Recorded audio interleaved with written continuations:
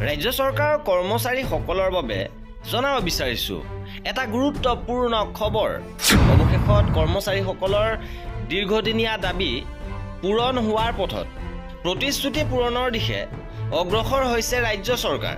শেহতীয়াভাৱে তিনিটাকৈ বিভাগীয় আদেশ প্ৰকাশ হৈছে। বৃহৎ সুখবৰ আহিছে। কৰ্মচাৰী, শিক্ষক, পেঞ্চনাৰ বাবে এই গুৰুত্বপূৰ্ণ খবৰ। সবিশেষ আপোনালোকক জনাব বিচাৰিছো। ভিডিঅ'টো প্ৰথমৰ পৰা শেষলৈকে চাই থাকিব। শিক্ষক কৰ্মচাৰীৰ অৱসৰকালীন লাভালাভ প্ৰদান কৰাৰ ক্ষেত্ৰত এক গুৰুত্বপূৰ্ণ তথা প্ৰশংসনীয় পদক্ষেপ গ্ৰহণ কৰা হৈছে। শেহতীয়াভাৱে তিনিটাকৈ বিভাগীয় আদেশ প্ৰকাশ হৈছে। পেঞ্চন লাভালাভ সংক্ৰান্তীয় তিনিটা বিভাগীয় আদেশ প্ৰকাশ হৈছে। কামৰূপ মহানগৰ পৰিদৰ্শক দীপিকা চৌধুৰীয়ে এই তিনিটাকৈ আদেশ প্ৰকাশ কৰিছে আৰু পৰিদৰ্শকগৰাকীৰ এই পদক্ষেপত অৱসৰ গ্ৰহণ কৰিব লগা প্ৰতিগৰাকী শিক্ষক শিক্ষয়িত্ৰী অভিভূত হৈ পৰিছে।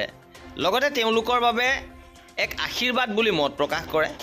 কামৰূপ মহানগৰ জিলাৰ পৰিদৰ্শকে বিগত 11 নৱেম্বৰ 2023 তাৰিখৰ এক জাননীযোগে প্ৰদান কৰা প্ৰতিশ্ৰুতি অনুসৰি আজি আনুষ্ঠানিকভাৱে লিভ এনকেচমেণ্ট আৰু GPFৰ আদেশসমূহ অৱসৰৰ আগদিনা বিতৰণৰ ব্যৱস্থা কৰি অৱসৰ গ্ৰহণ কৰিব লগা শিক্ষাগুৰুসকলৰ প্ৰতি যথাযোগ্য সন্মান জনাইছে।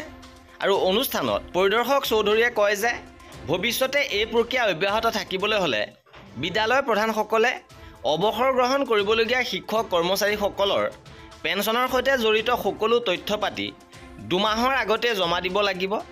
আৰু ইয়াৰ বাবে তেওঁ সকলো বিদ্যালয় প্ৰধানক এই ক্ষেত্ৰত সম্পূৰ্ণ সহযোগিতা আগবঢ়াবলৈ অনুৰোধ জনায়। ইপিনে ৰাজ্য চৰকাৰৰ ফালৰ পৰা আন এক গুৰুত্বপূৰ্ণ পদক্ষেপ গ্ৰহণ কৰা হৈছে। জিলাই জিলাই একোখনকৈ কমিটি গঠন কৰি দিয়া হৈছে যে দৰমহা পেঞ্চন সংক্ৰান্তীয় সকলো অসুবিধা যাতে দূৰ হয়। আৰু ইয়াৰ লগে লগে কৰ্মচাৰীসকলৰ এই দীৰ্ঘদিনীয়া দাবী দৰমহা পেঞ্চনৰ সমস্যা সমাধান হোৱাৰ পথত। আৰু এয়া আছিলে কৰ্মচাৰী পেঞ্চনাৰসকলৰ বাবে আজিৰ গুৰুত্বপূৰ্ণ খবৰ। আৰু এনেধৰণৰ খা খবৰৰ বাবে আমাৰ চেনেলটো ছাবস্ক্ৰাইব কৰি ৰাখিব।